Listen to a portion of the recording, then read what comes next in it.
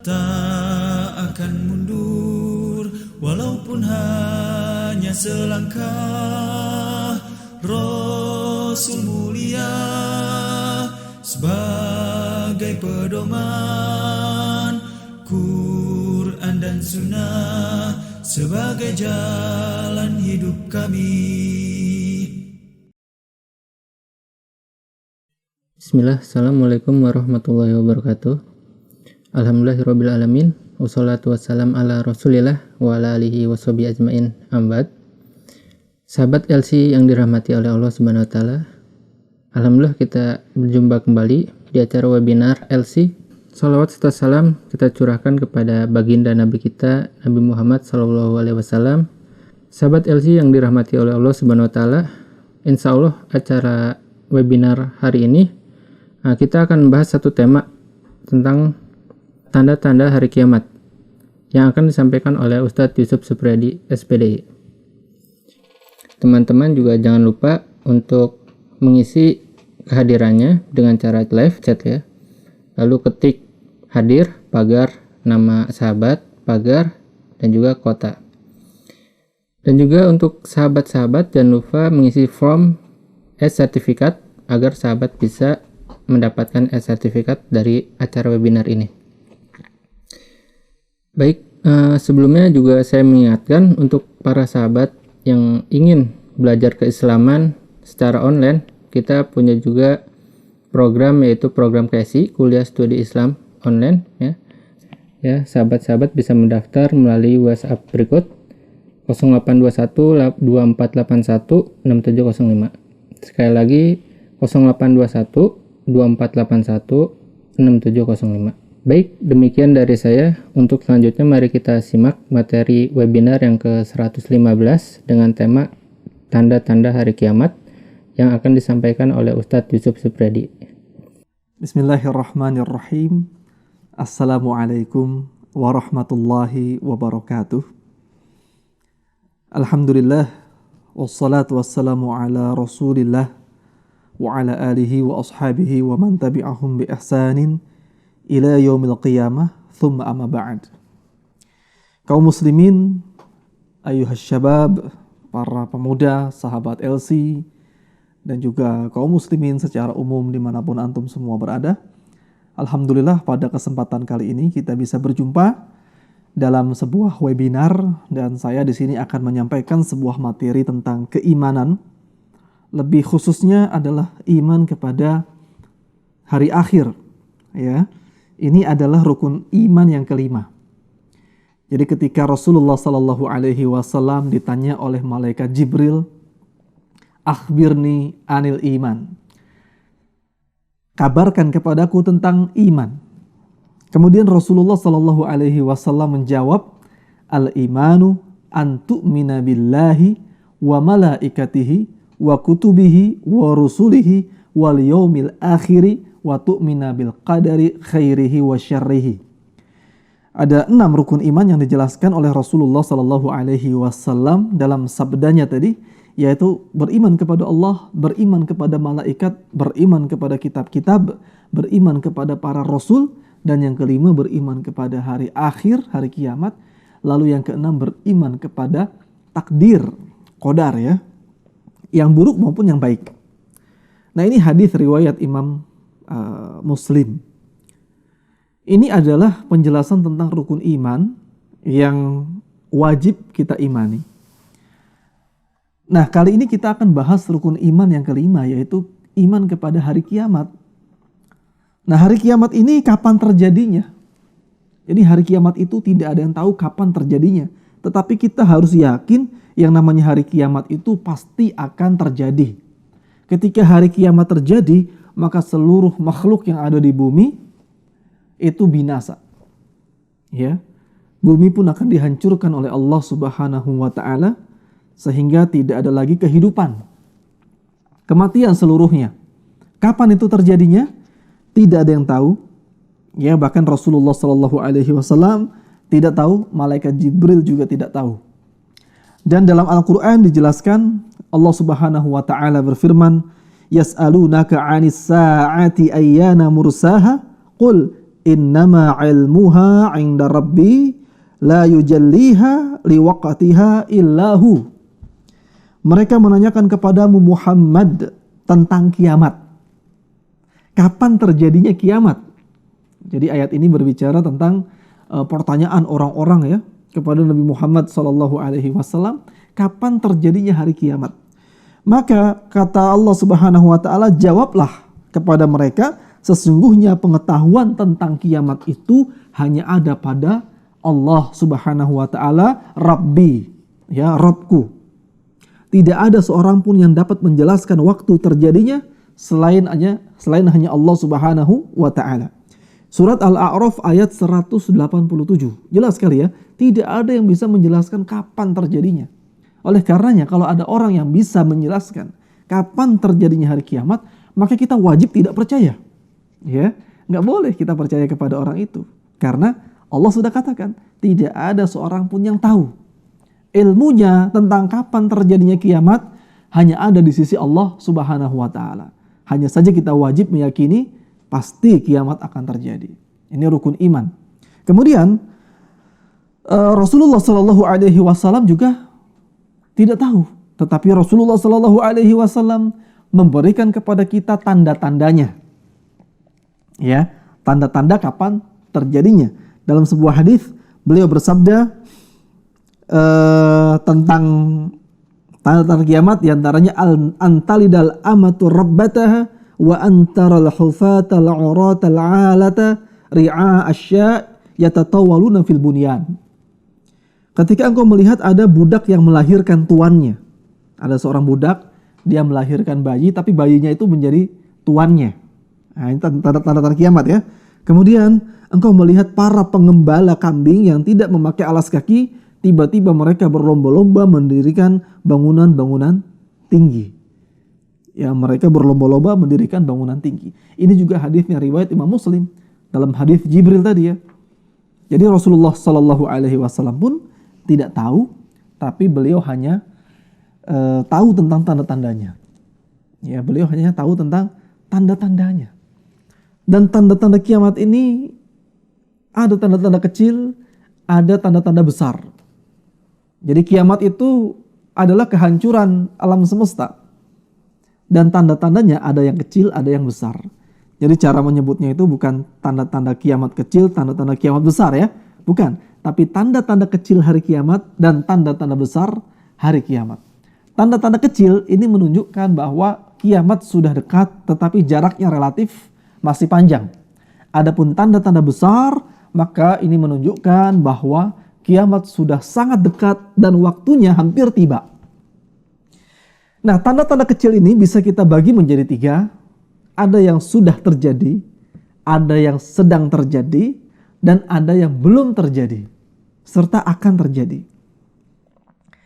Kita mulai dari tanda-tanda kiamat, tanda-tanda kecil kiamat yang telah terjadi ya. Ini sudah terjadi nih. Di antaranya yang pertama adalah diutusnya Rasulullah Sallallahu Alaihi Wasallam.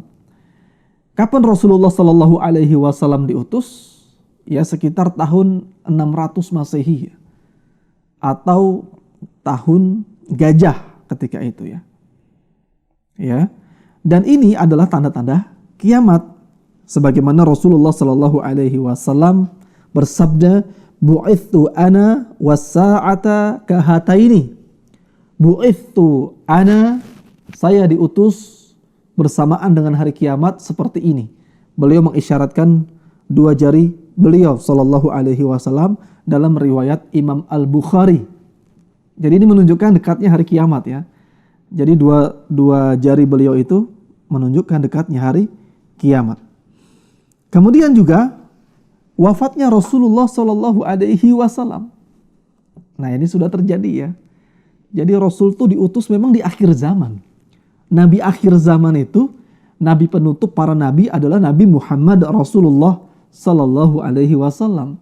Setelah itu tidak ada lagi nabi. Ya, dan itu adalah tanda-tanda kiamat. Kemudian Rasul bersabda, "U'dud sittan baina yaday sa'ati", di antaranya mauti. Hitunglah 6 tanda kiamat. Tanda kiamat yang pertama kata Nabi adalah kematianku. Nah, ini Rasul mengatakan kepada para sahabatnya ya. Ini hadis riwayat Imam Al-Bukhari. Hadisnya sahih. Kalau di zaman dulu saja ya, sudah dekat hari kiamat, kematian Rasulullah itu kan 14 abad yang lalu ya. Apalagi zaman sekarang. Berarti kiamat sudah semakin dekat. Ya, kiamat sudah semakin dekat. Kemudian Rasul Shallallahu Alaihi Wasallam juga menyebutkan tanda-tanda yang lain, yang ini juga sudah terjadi. Wa antaral hufatal uratal alata ri'a asya'i yatatawaluna fil bunyan. Engkau menyaksikan orang-orang yang dulunya tidak memakai sandal, telanjang kaki, miskin, dan pekerjaannya itu ngangon kambing, menggembala domba. Kemudian orang-orang yang seperti itu berlomba-lomba meninggikan bangunan. Mereka berlomba-lomba meninggikan bangunan. Ini hadis riwayat Imam Muslim. Dan para ulama mengatakan ini sudah terjadi sebagaimana yang terjadi di negeri-negeri Arab. Dulunya negara-negara Arab, ya termasuk Arab Saudi, Qatar, kemudian Kuwait, ya Uni Emirat Arab, itu adalah negara-negara yang gersang ya. Yang ya jangankan bangunan tinggi, ya pohon saja jarang gitu. Pohon saja jarang, apalagi bangunan-bangunan tinggi. Nah, kemudian bisa kita lihat sekarang banyak sekali gedung-gedung pencakar langit ya di negeri-negeri Arab. Seperti Qatar, Uni Emirat Arab. Itu dulunya sekitar tahun 1970-an, ya tahun-tahun 60-an mereka masih dijajah Inggris ya. Seperti Qatar saja yang sekarang ini sedang banyak diperbincangkan ya karena menjadi tuan rumah Piala Dunia dan banyak disorot itu gedung-gedung tingginya di Qatar itu dengan pembangunan yang luar biasa. Dulunya mereka itu adalah negara jajahan Inggris yang sangat tertinggal. Tahun 71 ya 1971 mereka itu baru merdeka. Ya. Dan pada saat itu mereka punya sumber pendapatan dari gas alam. Tapi gas alam itu kan susah jualnya. Harus dialirkan lewat pipa. Kalau negara yang jauh tentu pipanya harus panjang dan itu sulit. Nah, barulah tahun 1996 mereka menemukan teknologi yang bisa mencairkan gas alam itu.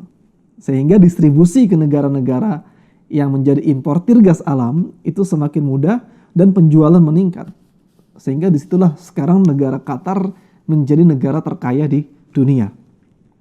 Ya, ini rezeki dari Allah Subhanahu wa Ta'ala. Allah berikan kepada negara Qatar. Begitu juga Arab Saudi. Arab Saudi Allah berikan rezeki berupa tambang petroleum tahun 1938. Ya, tahun 1938 itu Allah berikan rezeki berupa tambang petroleum yang ditemukan di sana. Sehingga dari situlah mereka mendapatkan sumber keuangan negara. Begitu juga Uni Emirat Arab. Ya. Kemudian juga negara-negara yang lain. Ini disebut dengan tanda-tanda kiamat oleh Rasulullah Sallallahu Alaihi Wasallam. Nah, kemudian juga kaum muslimin yang dirahmati Allah Subhanahu Wa Taala, tanda kiamat yang berikutnya yang sudah terjadi adalah kita bisa lihat adanya kaum yang menghalalkan musik, menghalalkan sutra bagi laki-laki, menghalalkan khamr dan juga menghalalkan zina. Ini ada di dalam sebuah hadis riwayat Imam Al-Bukhari, la yakunanna min ummati aqwamun. Akan datang suatu saat dari umatku suatu kaum yastahilluna al-hirra wal harira wal khamra wal ma'azif.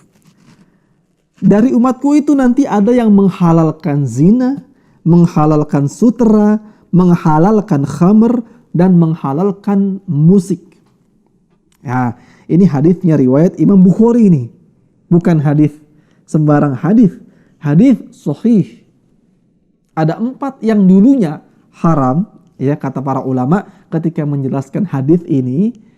4 hal ini adalah perkara yang haram. Zina haram. Kemudian sutra haram bagi laki-laki. Kemudian khamar haram, laki-laki perempuan haram minum khamar. Khamar itu minuman keras ya. Termasuk juga sekarang narkoba, narkotika itu juga masuk ke dalam khamar. Jadi semua yang memabukkan khamar. Kemudian yang keempat, musik. Nah, ini jadi kalau ada orang bertanya, apa dalil haramnya musik? Ya ini dalilnya. Kemudian 4 hal ini jadi halal. Ya, suatu kaum menghalalkan 4 perkara ini. Dan inilah yang sudah terjadi. Sekarang kalau kita lihat, musik menjadi sebuah industri hiburan ya. Kemudian zina juga menjadi suatu hal yang dijual belikan ya. Kemudian juga sutra, laki-laki memakai sutra. Kemudian khamar, minuman keras, menjadi pendapatan negara ya. Gitu. Dan ini menjadi halal. Ini adalah tanda-tanda kiamat. Kemudian ada tanda-tanda yang sedang terjadi. Ya, tadi kita sebutkan tanda-tanda kiamat itu terbagi menjadi 3. Ada yang sudah terjadi, ada yang sedang terjadi, ya, dan ada yang belum terjadi dan akan terjadi. Nah, yang sedang terjadi ini diantaranya adalah tersebarnya kebodohan. Kathratul jahli, kata Nabi Shallallahu Alaihi Wasallam. Dalam sebuah hadis dikatakan, hadisnya riwayat Bukhari Muslim, min asyratis sa'ati ay yurfa'al ilmu wa yathbutal jahlu. Di antara tanda-tanda kiamat adalah hilangnya ilmu dan tersebarnya kebodohan. Hilangnya ilmu. Jadi Allah Subhanahu wa taala itu menghilangkan ilmu dengan mewafatkannya para ulama. Ketika para ulama sudah banyak yang wafat, tinggal yang tersedia atau yang tersisa adalah orang-orang jahil, orang-orang bodoh.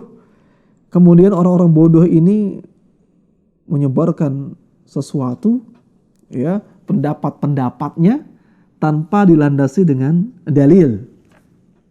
Tentu yang dimaksud tersebarnya kebodohan di sini adalah kebodohan dalam perkara agama, bukan kebodohan dalam hal ekonomi, bukan kebodohan dalam hal duniawi ya, tapi kebodohan dalam hal agama Islam.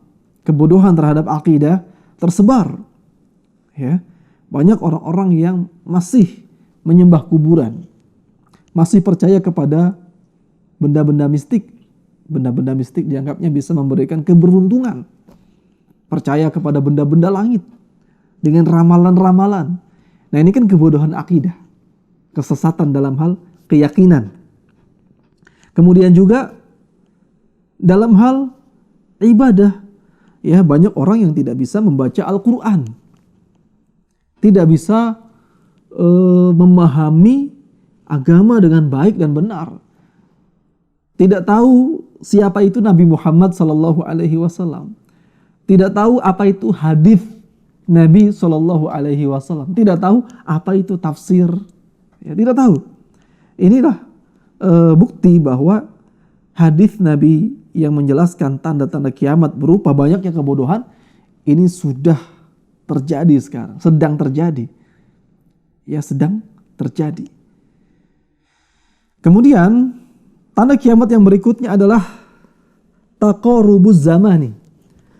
Dekatnya waktu, ya, atau singkatnya waktu.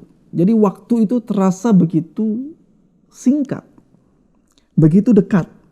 Kata Rasul sallallahu alaihi wasallam, yataqarrabuz zamanu wa yuqbadul ilmu wa tadharul fitanu wa yulqasyuhhu wa yakthurul harju. Tanda-tanda kiamat dalam hadis riwayat Imam Bukhari adalah zaman saling berdekatan, ilmu dihilangkan, berbagai fitnah ujian bermunculan, kebakhilan dilemparkan ke dalam hati, ditanamkan ke dalam hati. Jadi kebakhilan itu pelit ya, tidak mau berbagi. Itu ada dalam hati-hati manusia. Dan pembunuhan semakin banyak. Ini banyaknya pembunuhan juga termasuk tanda-tanda dekatnya hari kiamat. Dan ini sudah terjadi atau sedang terjadi sekarang. Kita bisa saksikan ketika pembunuhan ini semakin banyak, kasus-kasus pembunuhan, kita bisa baca data dari kepolisian ya. Data kasus kepolisian itu sekitar 2.000 kasus dalam per tahun ya. Per tahunnya itu sekitar 2.000 kasus pembunuhan. Polisi nerima laporan dari masyarakat tentang kriminal pembunuhan. Itu di Indonesia. Di Indonesia. Padahal di dunia ini, kalau data PBB mengatakan pembunuhan paling banyak itu di Amerika. Negara dengan tingkat pembunuhan tertinggi adalah Amerika. Kemudian nomor 2 adalah Afrika Selatan. Gitu. Adapun Indonesia itu urutan kesekian. Urutan kesekiannya saja itu sudah 2.000 per tahun. Kira-kira ya.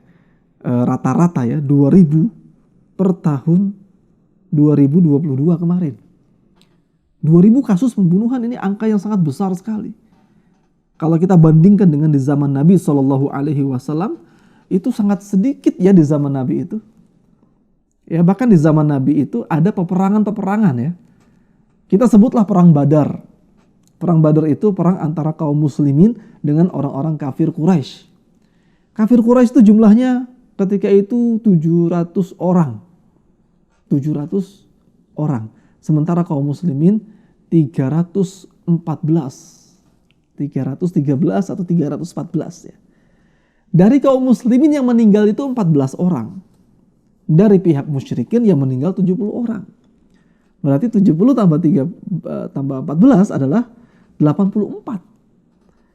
Itu adalah peperangan yang memang benar-benar orang itu saling membunuh, saling menyerang dengan senjata. Ya. Itu hanya 84. Bisa kita lihat di zaman perang dunia saja ya. Zaman dulu ketika terjadi perang dunia, itu jutaan orang yang meninggal. Dengan bom-bom pemusnah massal ya. Bom atom, kemudian senjata api dan lain sebagainya. Jadi banyaknya pembunuhan ini menunjukkan dekatnya hari kiamat. Ya, demikian. Kemudian berdekatannya pasar. Tadi kita bahas dulu tentang waktu yang berdekatan ya. Waktu yang berdekatan itu bisa dimaknai dengan keberkahan waktu yang hilang. Dulu kalau kita baca sejarah ya, di abad-abad pertengahan kaum muslimin, ada ulama-ulama yang umurnya itu sangat barokah sekali ya. Seperti kita contohkan Imam An-Nawawi rahimahullahu ta'ala. Imam An-Nawawi itu meninggalnya di usia sekitar 40 tahun ya. Meninggalnya usia 40. Tetapi karyanya luar biasa. Karya tulisnya. Seperti kitab Syarah Sahih Muslim. Itu tebalnya kalau ditumpuk bisa 1 meter itu buku. Itu Syarah Sahih Muslim. Ada juga kitab Riyadhus Shalihin karya beliau. Kemudian juga ada kitab Al-Majmu' Syarah Al-Muhadzab. Itu juga sama tebalnya itu bisa 1,5 meter ya kalau ditumpuk dari lantai ke atas. Itu buku karya Imam An-Nawawi rahimahullahu ta'ala. Jadi waktu beliau itu sangat barokah sekali. Ya kalau sekarang setahun 2 tahun terasanya sangat singkat sekali. Sangat singkat. Ya, kemudian ulama-ulama lain misalnya dikisahkan dalam menulis kitab Aqidah Al-Wasithiyah. Ya, kitab Aqidah Al-Wasithiyah itu ditulis dari mulai asar sampai maghrib. Ya. Ulama nulis kitab dari asar sampai maghrib jadi 1 buku. Gitu. Nah itu waktu yang sangat terasa panjang waktu itu ya. Panjang karena barokah. Kalau sekarang nggak terasa kita. Baru scroll sosmed tahu-tahu sudah maghrib ya. Scrollnya dari asar. Nggak terasa tahu-tahu sudah maghrib. Nah ini salah satu keberkahan waktu yang hilang ya. Kemudian juga pasar-pasar berdekatan. Kata Rasul sallallahu alaihi wasallam, la taqumus sa'ah hatta tadhharal fitanu wa yakthurul kadhibu wa yataqarabal aswaqu. Tidak akan datang hari kiamat hingga muncul berbagai fitnah, banyaknya kebohongan dan berdekatannya pasar. Ini juga sama hadisnya riwayat Imam Al-Bukhari yang menunjukkan bahwa tanda ini sedang terjadi sekarang. Sedang terjadi. Jadi pasar-pasar itu sekarang sudah ada ya di HP kita. Kalau kita mau cari barang, kita nggak perlu menempuh satu perjalanan sejam 2 jam, nggak perlu. Cukup scroll di marketplace ya, satu marketplace ke marketplace lain, itu kan pasar juga ya. Pasar itu kan tempat berkumpulnya penjual dan pembeli. Itu definisi pasar. Nah, di online itu berdekatan. Hanya jarak 1 senti gitu ya. Jempol kita tinggal geser-geser, sudah sampai ke pasar yang satunya lagi. Dari pasar A ke pasar B ke pasar C. Ini adalah kebenaran sabda Nabi SAW. Ya, membuktikan bahwa apa yang beliau sampaikan itu bukan karena karya beliau sendiri, tapi benar-benar wahyu. Wa ma yantiqu 'anil hawa in huwa illa wahyu yuha. Apa yang disampaikan oleh Nabi Muhammad SAW bukan dari hawa nafsunya, tetapi ini adalah semuanya berasal dari wahyu Allah Subhanahu wa taala. Itu.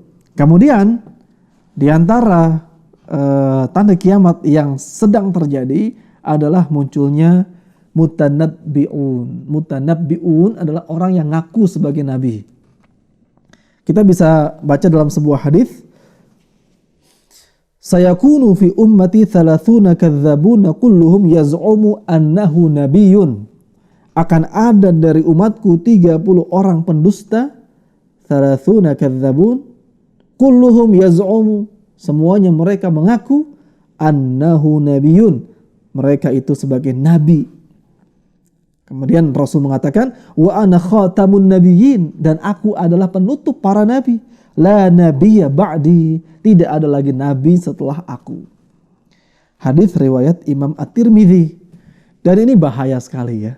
Orang mengaku sebagai nabi ini kufur, kafir dia kalau ngaku sebagai nabi, dan boleh diperangi.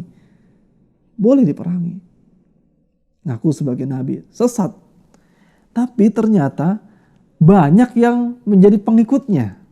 Ya, banyak pengikutnya. Bahkan di zaman Rasulullah SAW juga sudah ada, yaitu Musailamah al-Kadzab. Itu juga banyak pengikutnya. Nah, di zaman sekarang ada ya. Beberapa tahun yang lalu ada orang mengaku nabi ya, dengan agama baru. Ini adalah sesat dan menyesatkan, dan sayangnya banyak yang menjadi pengikutnya. Ya. Nah, kemudian jamaah yang dirahmati Allah Subhanahu wa taala, banyaknya terjadi gempa bumi. Ini tanda kiamat yang sedang terjadi. Rasulullah Shallallahu alaihi wasallam menyebut dalam hadis riwayat Imam Al-Bukhari, la taqumus sa'ah hatta takthura zalazil. Tidak akan tegak hari kiamat sampai banyaknya terjadi gempa. Ya. Banyaknya terjadi gempa bumi. Gempa bumi itu di zaman dulu kita nggak pernah dengar kisahnya ya dalam sebuah hadis ada gempa bumi di zaman Nabi. Mungkin ada tapi jarang sekali. Jarang sekali. Di zaman Khulafaur Rasyidin juga jarang sekali. Ya, ada memang sebuah riwayat yang menyebutkan terjadi gempa di zaman Umar. Kemudian Umar perintahkan kepada rakyatnya untuk beristighfar. Dan itu nggak banyak ya, gempa itu nggak banyak. Tetapi kalau di zaman sekarang bisa kita lihat data, ya, data dari BMKG di tahun 2022 dalam 1 tahun itu terjadi sekitar 10.700-an gempa. 10.700-an gempa di Indonesia saja. Itu baru Indonesia, bagaimana dengan seluruh dunia. Nah, dari 10 ribuan gempa itu ada 800-an gempa yang dirasakan oleh manusia. Dan dari 800 yang terasa ada 22 gempa yang merusak bangunan. Ya, merusak bangunan. Ini banyak sekali ya. Angka gempa bumi itu sampai 10 ribuan gempa yang tercatat oleh BMKG dalam 1 tahun. Luar biasa. Berarti ini menunjukkan benarnya hadis Nabi SAW bahwa suatu saat nanti itu akan terjadi banyaknya gempa bumi. Jadi banyaknya gempa bumi ini harus mengingatkan kita bahwa kiamat sudah semakin dekat. Ini tanda-tanda kiamat sudah terjadi. Dan yang sedang terjadi juga adalah tanda-tanda kiamat berupa tasyabbuh bil kufar. Orang Islam mengikuti cara hidupnya, budayanya, agamanya orang-orang kafir. La taqumus sa'ah hatta ta'khudha ummati bi akhdhil quruni qablaha. Tidak akan tegak hari kiamat hingga umatku itu mengikuti jalan-jalan umat sebelum mereka. Shibron bi shibrin wa dhira'an bi dhira'in. Satu jengkal demi satu jengkal, satu hasta demi sehasta. Sehasta itu segini ya, dari sikut sampai tangan kita. Ini sehasta. Kalau sejengkal segini. Jadi ini isyarat bahwa kita itu umat Islam, kata Nabi SAW, umat Islam akhir zaman, atau bisa kita katakan di zaman sekarang, mengikuti umat-umat terdahulu, mengikuti orang-orang kafir sejengkal demi sejengkal. Sedikit-sedikit diikuti, sehasta demi sehasta. Sampai, ya dalam sebuah riwayat yang lain, sampai-sampai kalau mereka masuk ke dalam lubang biawak, umat Islam pun akan ikut. Karena punya mental pengekor ya. Takjub dengan orang-orang barat, dengan orang-orang kafir. Apapun yang mereka lakukan, diikuti. Kalaupun yang mereka lakukan salah, masuk ke lubang biawak. Lubang biawak ya, biawak itu kan termasuk binatang buas yang bisa menerkam siapa saja. Kita akan ikut. Jadi saking bodohnya orang yang dia ikuti masuk ke dalam kecelakaan, dia ikut juga celaka. Na'udzubillahi min dzalik. Kemudian kata para sahabat, siapa mereka yang menjadi panutan itu wahai Rasulullah? Ya, al-Yahud wan Nasara, apakah itu Yahudi atau Nasrani? Rasul mengatakan bala, iya, Yahudi Nasrani. Kemudian ada juga riwayat yang mengatakan, apakah mereka itu Romawi dan Persia? Nabi juga mengatakan, siapa lagi kalau bukan mereka. Hadis riwayat Bukhari menunjukkan tanda kiamat itu sudah terjadi. Kemudian tanda kiamat berikutnya adalah tersebarnya zina. Ya, tersebarnya zina. Ini hadis riwayat Bukhari. Inna min asyratis sa'ah ay yurfa'al ilmu wa yathbutal jahlu wa yushrabal khamru wa yadhharuz zina. Di antara tanda kiamat kata Rasul sallallahu alaihi wasallam, diangkatnya ilmu. Artinya ilmu-ilmu agama itu mulai menghilang. Para ulama-ulama banyak yang wafat. Sudah kita jelaskan tadi. Kemudian banyaknya kebodohan. Diminumnya khamr dan tersebarnya zina.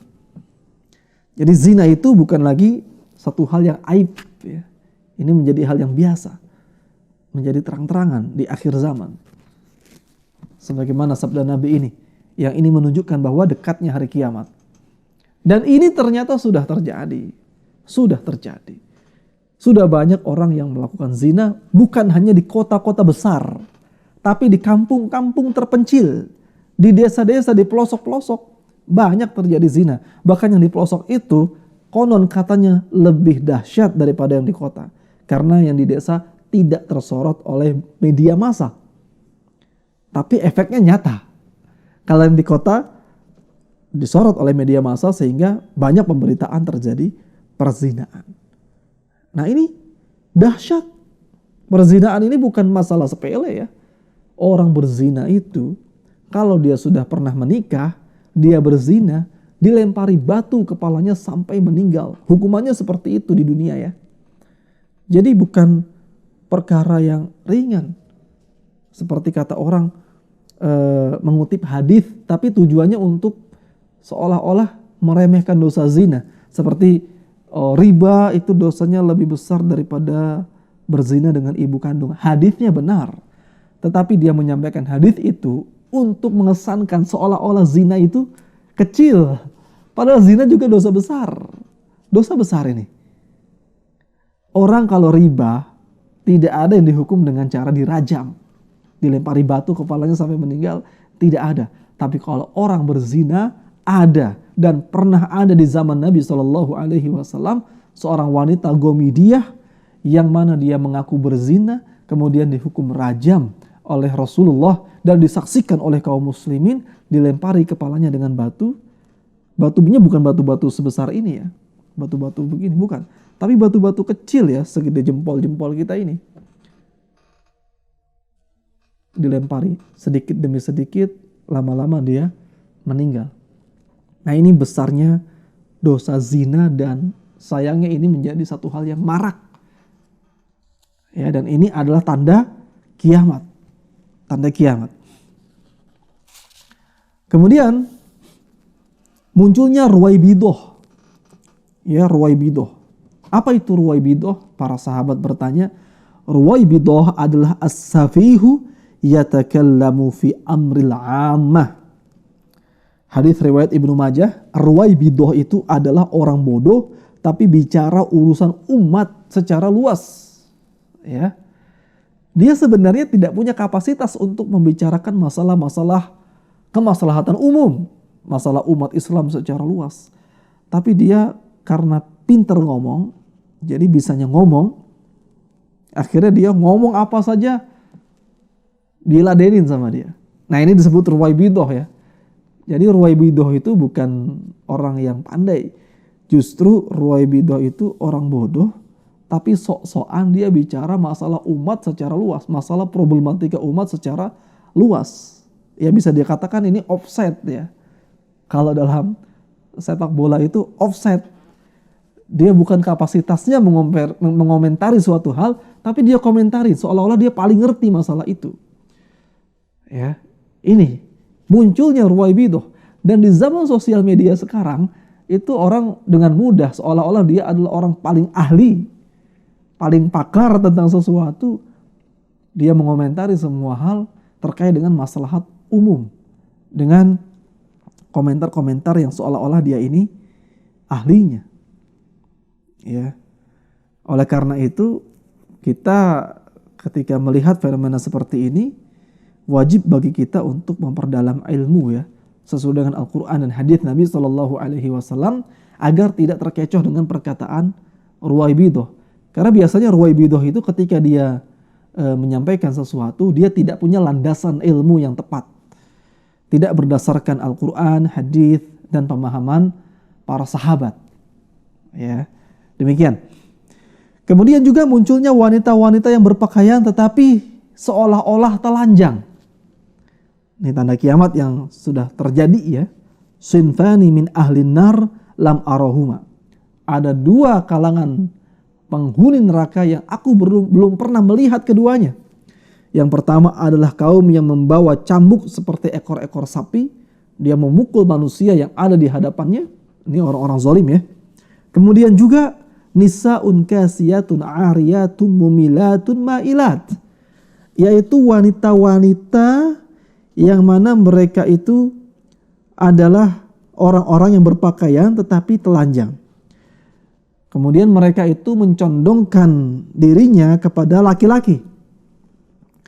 Kemudian rambutnya itu kepalanya itu miring seperti punuk unta. Ya, seperti punuk unta. La yadkhulnal jannah, mereka tidak bisa masuk surga. Wala yajidna rihaha, dan tidak bisa mencium aroma surga. Wa inna rihaha la yujadu min masirati kadza wa kadza. Kadza wa kadza, ya. Padahal aroma surga itu bisa tercium dari dari jarak sekian dan dari jarak sekian. Ya, ini hadisnya riwayat Imam Muslim ya. Dalam riwayat yang lain dikatakan aroma surga itu sudah tercium 70 tahun perjalanan sebelum orang itu masuk ke dalam surga. 70 tahun sebelum orang itu sampai ke gerbang surga, dia sudah mencium aroma surga. Begitu. Nah, ini berarti orang yang tidak bisa mencium aroma surga, jaraknya dengan surga sangat jauh. Dan ini juga termasuk tanda-tanda kiamat. Nah, oleh karenanya kita sampaikan nih kepada para muslimah, kalau berpakaian, berpakaianlah sesuai dengan ajaran Islam. Menutup aurat. Ya, tutup aurat. Kemudian warna pakaiannya itu jangan sama dengan warna kulit. Jangan ketat juga. Karena itu adalah ciri-ciri wanita yang berpakaian tetapi telanjang. Ya, nggak boleh seperti itu. Yang sekarang kan fenomena yang paling populer itu jilbab ya. Pakai jilbab tapi ketat. Terlihat bentuk-bentuk lekuk tubuhnya. Nah ini nggak bisa masuk surga yang seperti itu, kata Nabi SAW ya, bukan hal yang remeh. Yang seperti itu saja tidak bisa masuk surga, apalagi yang memang benar-benar telanjang. Na'udzubillahi min dzalik. Oleh karenanya wajib bertaubat ya bagi para wanita, ya jangan sampai mengorbankan keselamatannya di akhirat demi mendapatkan viral ya. Na'udzubillahi min dzalik. Kemudian ini tanda-tanda kiamat yang sudah terjadi. Ada tanda-tanda kiamat yang belum terjadi. Tanda kiamat yang belum terjadi disabdakan oleh Nabi SAW dalam hadis riwayat Muslim adalah hampir punahnya kaum laki-laki dan banyaknya kaum wanita. Ya, kita tadi sudah menggolongkan tanda kiamat itu ada yang sudah terjadi, ada yang sekarang sedang terjadi, dan ada yang belum terjadi. Nanti terjadinya. Tapi kita harus yakin ini akan terjadi. Karena yang bicara adalah Nabi Muhammad As-Sadiqul Masduq. Orang yang benar, orang yang jujur, dan orang yang dibenarkan. Ya. Wa yadhhabar rijal wa tabqan nisa hatta yakunal khamsina imra'atan qayyimun wahidun. Punahnya kaum laki-laki ya, sedikitnya kaum laki-laki dan banyaknya kaum perempuan. Hingga 50 perempuan, 50 wanita itu diayomi oleh seorang laki-laki. Hadis dari riwayat Imam Muslim. Nah ini nanti di akhir zaman terjadi seperti ini. Kalau kata para ulama, ini adalah efek dari banyaknya peperangan-peperangan yang terjadi. Jadi ketika terjadi peperangan, banyak laki-laki yang mati. Yang tersisa di daerah tersebut adalah para wanita. Jadi satu orang laki-laki dia mengurus, mengayomi 50 wanita. 50 wanita. Dan ini bukan berarti dia boleh menikahi 50 wanita ya, nggak boleh. Tetap batasannya adalah dia menikahi 4. Ya, menikahi 4. Yang lain bagaimana? Tidak kebagian suami. Ya biarin. Ya, biarkan. Jangan malah dinikahi semuanya 50-50-nya. Ini kata para ulama juga tanda-tanda akhir zaman nanti ya. Ketika membaca hadis ini ada yang menjelaskan satu orang laki-laki itu memiliki 50 istri. 50 istri. Dan ini bukan hal yang aneh ya. Ini juga pernah terjadi ya. Kalau kita baca sejarah-sejarah kerajaan di Indonesia, itu banyak raja-raja yang punya selir-selir sampai 20, 30, 40, 50 selir. Ya silakan dibuka lagi ya sejarah-sejarah kerajaan di Nusantara saja. Ya istrinya satu tapi selirnya banyak. Dan ini adalah tanda-tanda kiamat. Nah kemudian ada sebuah tanda yaitu munculnya Imam Al-Mahdi. Munculnya Imam Al-Mahdi. Munculnya Imam Al-Mahdi ini menunjukkan akan tegaknya khilafah Islam. Khilafah Islam. Ya. Jadi kalau di dalam hadis riwayat Ahmad, itu fase umat Islam terbagi menjadi 5 ya. Yaitu nubuah, zaman kenabian. Yang kedua adalah zaman khulafaur rasyidin. Ya. Zaman khilafah ala minhaj nubuah, itu maksudnya khulafaur rasyidin. Abu Bakar, Umar, Uthman, Ali. Kemudian ulama juga ada yang mengatakan Al-Hasan bin Ali juga masuk ke dalam khulafaur rasyidin. Kemudian juga ada mulkan adon, raja-raja yang menggigit. Ya, raja-raja yang menggigit. Kemudian fase keempat setelah raja yang menggigit adalah mulkan jabriyah. Raja-raja yang diktator. Mulkan jabriyah. Kemudian setelah raja-raja diktator, umat akan kembali kepada khilafah ala minhajin nubuwah. Jadi setelah khilafah itu hilang sekian lama, nanti akan ada lagi khilafah. Nah khilafah ini kapan? Yaitu ketika munculnya Imam Al-Mahdi. Nah Imam Al-Mahdi ini muncul ketika nanti di akhir zaman terjadi yang namanya perebutan kekuasaan antar 3 putra mahkota. 3 putra mahkota yang mana mereka ini semuanya anak-anak khalifah, anak-anak raja ya. Ini ada hadisnya riwayat Ibnu Majah, Al-Hakim, Al-Bazzar, dan Al-Baihaqi. Dan ini juga dipakai ya oleh para ulama seperti di antaranya Imam Al-Qurtubi mencantumkan dalam kitab At-Tadhkirahnya bahwa ada seorang khalifah, seorang raja yang meninggalkan harta dan kekuasaan. Lalu ada 3 putra khalifah ini yang berebut kekuasaan. Ya, 3 putra raja yang berebut kekuasaan, saling memerangi. Ketika mereka saling memerangi, datanglah muncul bendera-bendera hitam dari timur Jazirah Arab. Muncul pasukan-pasukan yang membawa bendera-bendera hitam dari wilayah timur Jazirah Arab. Ya, timur Jazirah Arab. Berarti bukan Mesir, karena Mesir itu di barat. Ya. Bukan pula negeri Syam, kalau negeri Syam utara, dan bukan juga Yaman. Kalau Yaman itu selatan ya. Tapi dari timur, yaitu sekitar wilayah Irak, Iran, Afghanistan ya. Sekitar itulah ya. Muncul pasukan-pasukan berbendera hitam. Ya, dan jika kalian melihatnya, kata Nabi Shallallahu Alaihi Wasallam, baiatlah kepada pimpinan mereka. Ya, walau habwan ala thalji, walaupun kalian harus berjalan di atas salju, fa innahu khalifatullahil mahdi, karena sesungguhnya itu adalah khalifah Imam Al-Mahdi. Nah, ketika Imam Al-Mahdi ini dibaiat, Imam Al-Mahdi akan memimpin kaum muslimin selama kurang lebih 7 tahun, dan kaum muslimin akan berada dalam kesejahteraan, dalam kebaikan.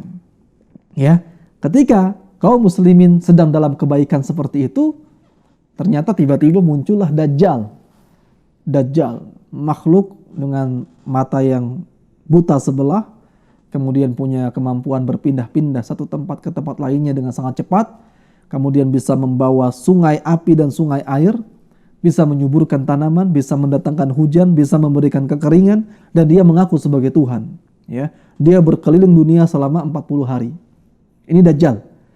Jadi ketika kaum muslimin sedang dalam kedamaian, muncullah Dajjal. Nah, Dajjal ini sudah masuk ke dalam tanda-tanda besar hari kiamat. Ya, kemudian nanti akan terjadi peperangan antara pasukan Imam Al-Mahdi melawan Dajjal laknatullah alaih. Ketika pasukan Imam Al-Mahdi sudah disiapkan ya di Masjid Damaskus ya, kaum muslimin sedang bersiap-siap untuk salat subuh yang dipimpin oleh Imam Al-Mahdi. Tiba-tiba ketika iqamah sedang dikumandangkan, baru mau menjadi imam, datanglah Nabi Isa alaihi salam. Nabi Isa turun dengan dibawa oleh malaikat. Ya, kedua tangan Nabi Isa alaihi salam berpegang kepada sayap-sayap malaikat. Kemudian Nabi Isa turun di menara putih masjid itu. Lalu Imam Al-Mahdi mempersilahkan Nabi Isa menjadi imam. Akan tetapi Nabi Isa alaihi salam memilih menjadi makmum dan menyerahkan keimaman pemimpin tetap dipegang oleh Imam Al-Mahdi ya, hafizahullah nanti ya pada peristiwa tersebut. Ya, setelah sholat selesai, barulah mereka bergerak menuju tempat persembunyian Dajjal ya, di Baitul Maqdis. Jadi Dajjal itu berkumpul bersama Yahudi di Baitul Maqdis. Terjadilah pertempuran antara Nabi Isa alaihissalam dengan Dajjal. Dajjal berhasil dibunuh oleh Nabi Isa alaihissalam. Nah, ini nanti peristiwa tentang tanda-tanda besar hari kiamat yang insya Allah akan kita lanjutkan pada pembahasan yang berikutnya. Untuk sekarang kita cukupkan ya dengan mendetailkan tanda-tanda kecil hari kiamat. Dan perlu kita jelaskan juga ya bahwa tanda-tanda kecil hari kiamat ini tidak semuanya buruk. Ya, tidak semuanya buruk seperti diutusnya Nabi Muhammad SAW. Ini kan juga kebaikan ya. Kemudian tidak semuanya terlarang seperti orang yang meninggikan bangunan. Meninggikan bangunan itu bukan sesuatu yang terlarang, boleh-boleh saja. Bahkan menjadi hal yang urgen ya di saat lahan sempit. Misalkan kita ingin membangun sekolahan, muridnya banyak tapi lahan sempit. Gimana solusinya? Ya bangunnya ke atas. Jadi membangun ke atas, meninggikan bangunan bukan sesuatu yang tercela. Lalu pasar-pasar yang berdekatan juga bukan sesuatu yang haram ya. Tidak masalah, yang penting kita bisa mengatur waktu dengan baik untuk tidak berlama-lama ya membuka aplikasi-aplikasi jual beli dan lain sebagainya sehingga melalaikan kita dari ibadah. Ya, inilah yang bisa dibahas. Kurang lebihnya mohon maaf. Subhanaka Allahumma wa bihamdika asyhadu an la ilaha illa anta Astaghfiruka wa atubu ilaik. Wassalamualaikum warahmatullahi wabarakatuh. Syukran jazakallahu khairan katsiran untuk Ustadz yang telah menyampaikan materi, dan untuk para sahabat yang telah menyimak dari awal sampai akhir, terima kasih. Mudah-mudahan sahabat diberikan pahala oleh Allah Subhanahu wa taala. Mari dukung terus program-program LC yang lain, selalu jaga kesehatan dan selalu semangat dalam menuntut ilmu ya. Terima kasih. Sampai jumpa lagi di acara webinar yang lain. Wassalamualaikum warahmatullahi wabarakatuh. Tak akan mundur walaupun hanya selangkah. Rasul mulia sebagai pedoman, Quran dan Sunnah sebagai jalan hidup kami.